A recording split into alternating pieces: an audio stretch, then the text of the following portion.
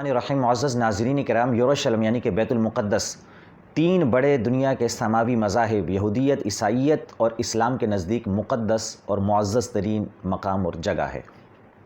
یہودیوں کے نزدیک تو اس لیے کہ حضرت ابراہیم علیہ السلام نے اپنے بیٹے حضرت اسحاق علیہ السلام کو وہاں پر اللہ کے حضور قربانی کے لیے پیش کیا اور ذبح کیا۔ یہ یہودیوں کا عقیدہ ہے۔ اور پھر اس کے بعد حضرت داؤد علیہ السلام اور حضرت سلیمان علیہ السلام نے ہیکل سلیمانی کو تعمیر کیا اور وہاں پہ تابوت سکینہ کو رکھا گیا۔ اس لیے یہودیوں کے نزدیک وہ ساری دنیا میں خطہ عرضی میں ان کا مقدس ترین مقام ہے، اور عیسائیوں کے نزدیک اس لیے کہ حضرت عیسیٰ علیہ السلام کی ولادت باسعادت اس شہر میں ہوئی، اور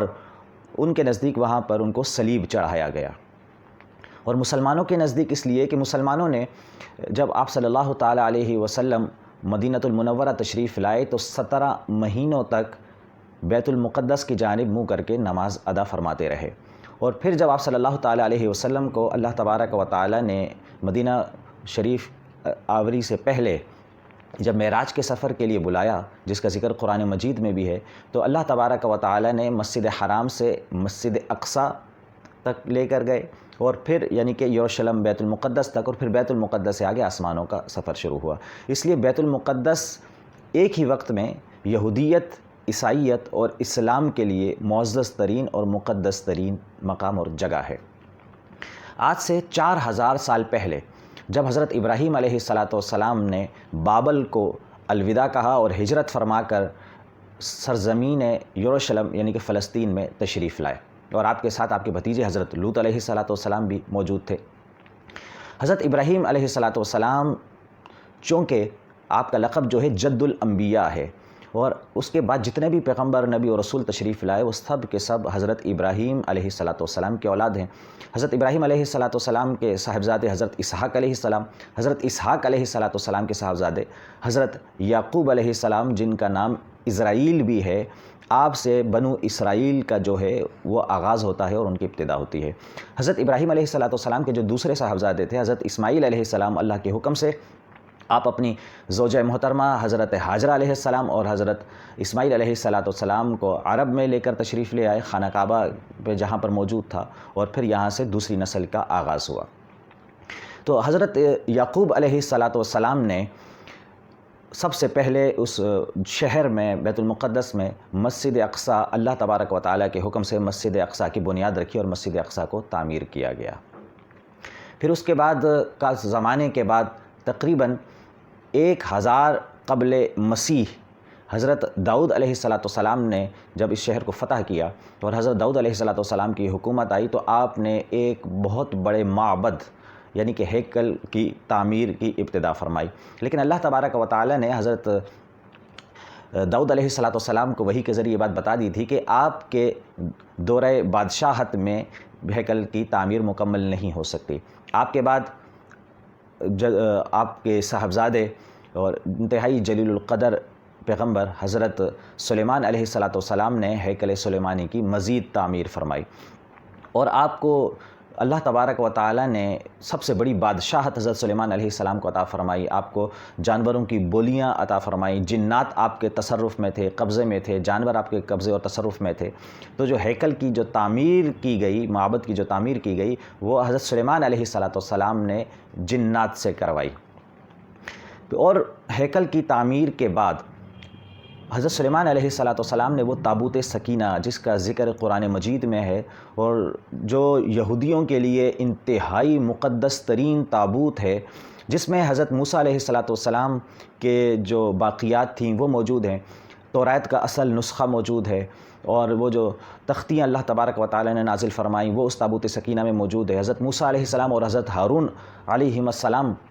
کہ عصا مبارک اس میں موجود ہیں، اور جو اللہ تبارک و تعالیٰ نے من و سلوہ بنی اسرائیل پر حضرت موسیٰ علیہ السلام کے زمانے میں نازل فرمایا تھا، اس کے ایک موجود ہے تاکہ باقی آئندہ آنے والی اقوام کو پتہ چل سکے کہ اللہ تبارک و تعالیٰ نے کس قدر بنی اسرائیل پر اپنی رحمتیں نازل فرمائی تھیں کہ جنتی کھانے ان کے لیے پیش کر دیے تھے۔ یہ تمام متبرک اور مقدس اشیاء جو ہیں وہ تابوت سکینہ میں موجود ہیں۔ جب ہیکل سلیمانی کو تعمیر کر لیا گیا تو تابوت سکینہ کو ہیکل سلیمانی میں رکھ دیا گیا۔ 960 قبل مسیح میں ہیکل سلیمانی کی تعمیر مکمل ہوتی ہے، اور پھر انبیاء کی مبعوث کا سلسلہ جاری رہتا ہے، اور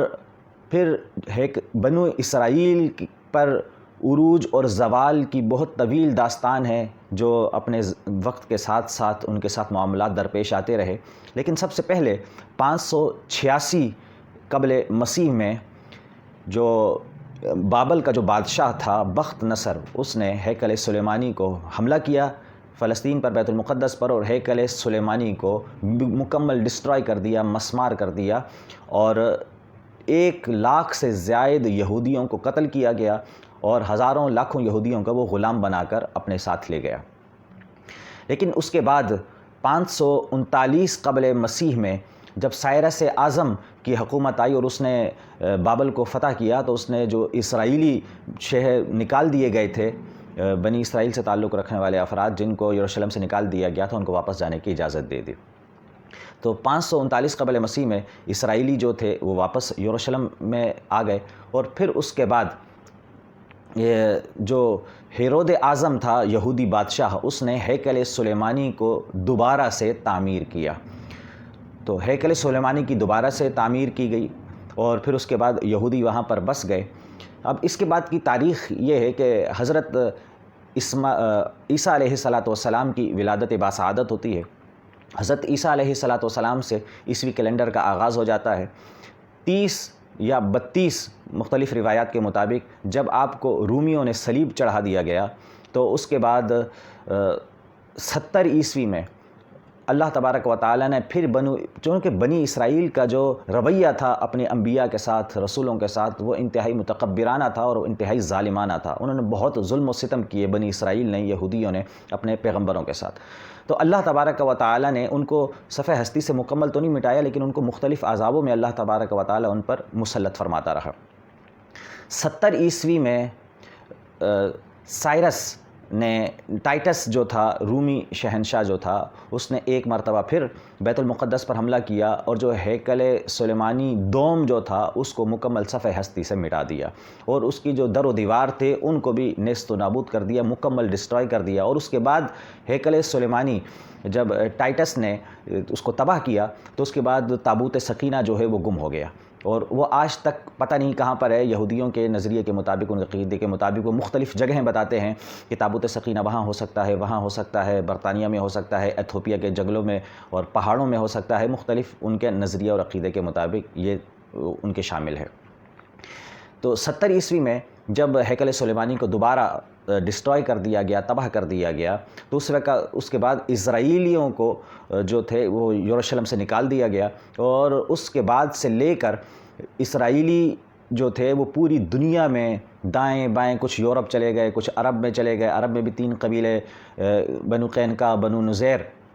یہ وہاں پر عرب میں چلے گئے، اور پوری دنیا میں جو عرب جو تھے، اسرائیلی جو تھے، وہ پھیل گئے، خانہ بدوشوں کی زندگی گزارنے لگے۔ 571 عیسوی میں ہمارے پیارے نبی حضرت محمد مصطفیٰ صلی اللہ تعالیٰ علیہ وسلم کی ولادت باسعادت ہوتی ہے،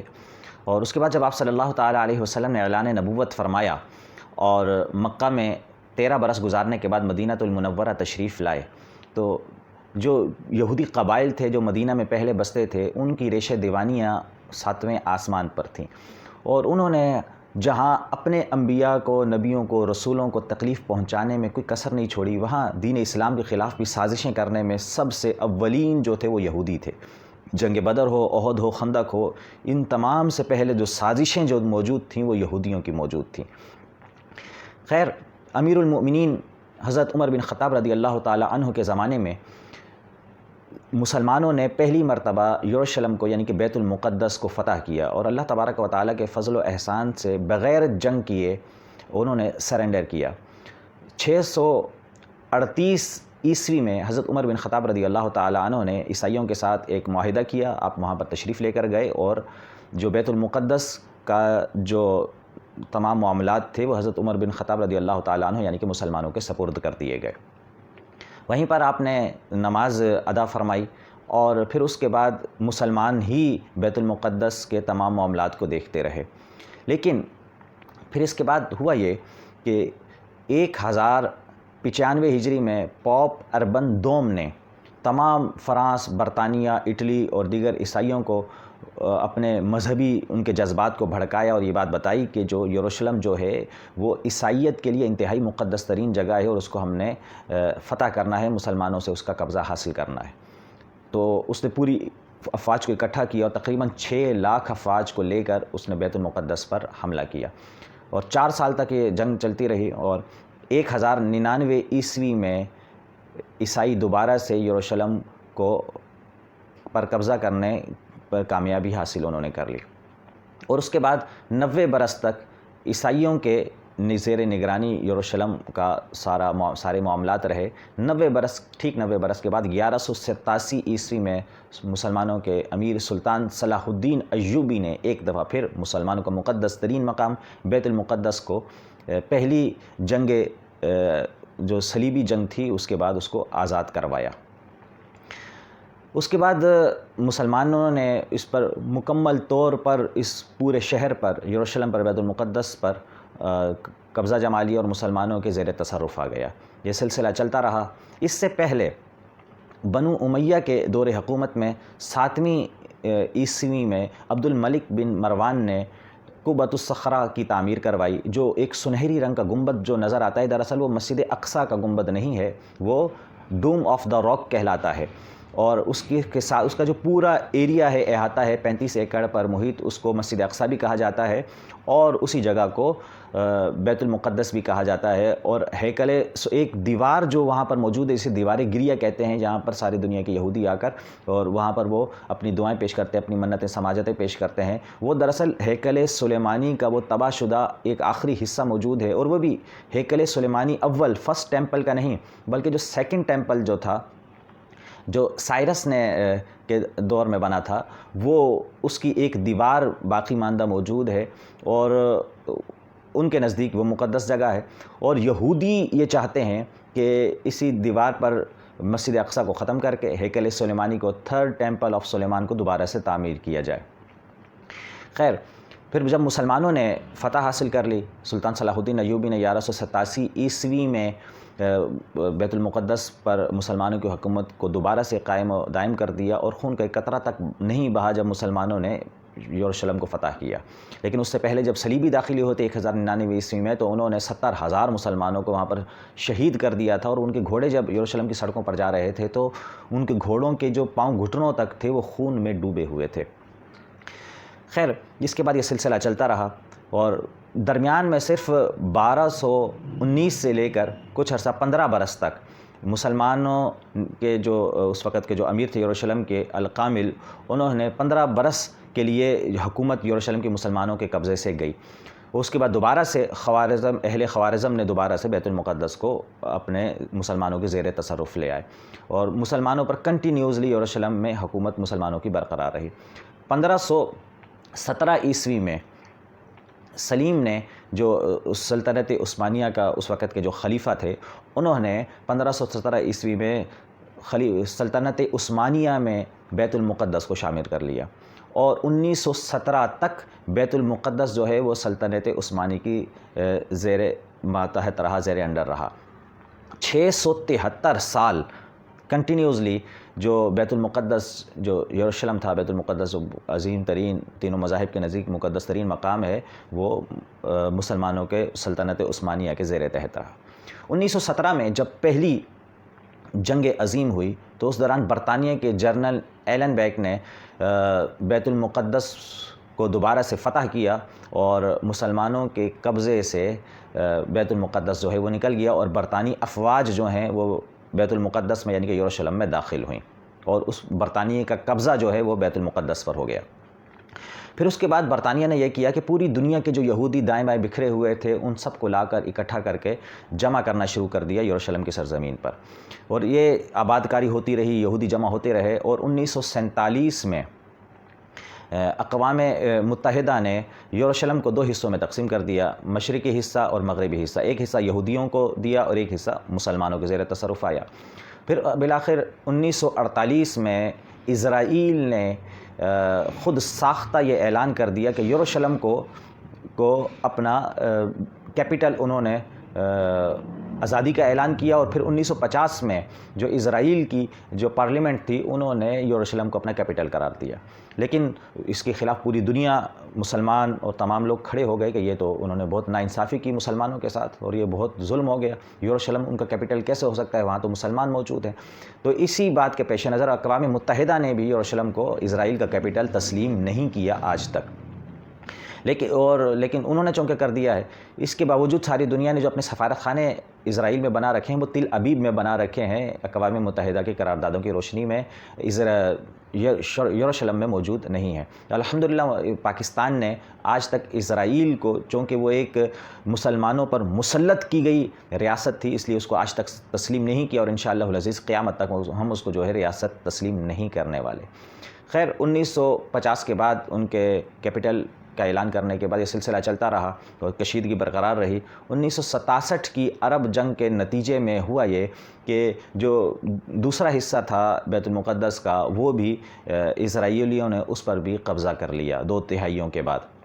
اور آج تک جو وہ حصہ ہے مشرقی اور مغربی حصہ جو اکثر ہے وہ اسرائیل کے زیر تصرف ہے، اور اسرائیل جو وہاں کے نہتے مظلوم مسلمان ہیں ان پر ظلم و ستم جاری کیے ہوئے ہے۔ دراصل اسرائیل یہ سمجھتا ہے کہ ان کا جو مسیحی جو آئے گا، یعنی کہ دجال جو ان کا مسیح ہوگا، وہ اسی مقام پر یروشلم میں آئے گا، اور پھر وہ اس وقت تک نہیں آئے گا جب تھرڈ ٹیمپل آف سلیمان، یعنی کہ ہیکل سلیمانی کی دوبارہ سے تعمیر نہیں کی جا سکتی۔ انہوں نے، اسرائیلیوں نے اپنا نقشہ بھی، میپ بھی بنا کے رکھا ہوا ہے، جس کے تحت وہ ہیکل سلیمانی کو تعمیر کریں گے، اور تابوت سکینہ اور جو اس کی مقدس ترین جو اس میں اشیاء موجود ہیں ان کو وہاں پر لا کر دوبارہ رکھا جائے گا، اور پھر ان کا مسیحی دجال آئے گا جو پوری دنیا میں یہودیوں کی حکومت کو قائم و دائم کرے گا۔ یہ ورلڈ آف آرڈر جو ایک نقشہ بنایا ہوا ہے یہودیوں نے، وہ اسی کے تحت کام کر رہے ہیں۔ کبھی کسی نے یروشلم کو اسرائیل کا کیپٹل تسلیم نہیں کیا تھا، لیکن ڈونلڈ ٹرمپ کے جو حالیہ دور گزرا ہے اس نے یروشلم کو اسرائیل کا کیپٹل مان لیا تھا۔ تو اور آج کی موجودہ صورتحال دیکھی جائے تو اس میں یروشلم میں جو مسلمانوں پر ظلم و فتن ڈھائے جا رہے ہیں، یہ تمام ان باتوں کی کڑی ہے جو اسرائیل نے اپنے ذہن میں ایک نقشہ بنا رکھا ہے کہ یہاں سے مسلمانوں کا انخلا کرنے کے بعد، ان کو بے دخل کرنے کے بعد ایک ہیکل سلیمانی تعمیر کیا جائے گا، اور پھر پوری دنیا کے نظام جو ہے وہ یہیں سے چلایا جائے گا۔ اللہ تبارک و تعالی ہماری حاضری کو قبول فرمائے۔ وآخر دعوانا الحمدللہ رب العالمین۔